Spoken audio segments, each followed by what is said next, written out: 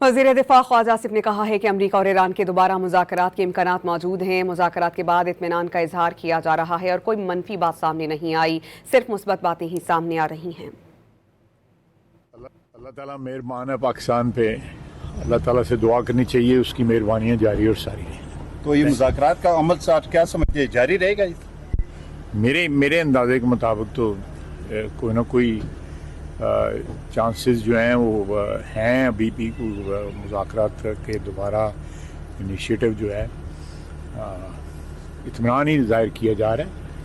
तो इंशाअल्लाह ताला मैं कुछ स्पेकुलेट नहीं करना चाहता, लेकिन मुज़ाकरात के बाद जो माहौल है वो ठीक ही माहौल है, अच्छा माहौल है। कोई किसी किस्म की कोई ऐसी कोई तो बात जो है मनफी बात तो सामने नहीं आई, मस्बत ही बातें सामने आ रही है। यानी उम्मीद है कि अगली नशिस्त तक किसी नतीजे पे इंशाल्लाह पहुंच जाए। इंशाल्लाह ताला मैंने कहा अल्लाह ताला राज़ी है हमसे जो है, और दुआ करनी चाहिए अल्लाह ताला की जो है ना रज़ा जो है वो शामिल रहे इन सारी चीज़ों में। सर, जो पाकिस्तान को खाद्य अमूर पर जो कामयाबियाँ मिल रही हैं, तो क्या समझते हैं कि आइंदा जो खिते के फैसले हैं वो पाकिस्तान करेगा? फैसले उसकी ज़ात करती है, बाकी हम लोग तो इंडिया वाले सारे बहुत तड़प रहे हैं, मातम कर रहे हैं, मतलब सड़ गए ने हेठों उतो सड़ गए।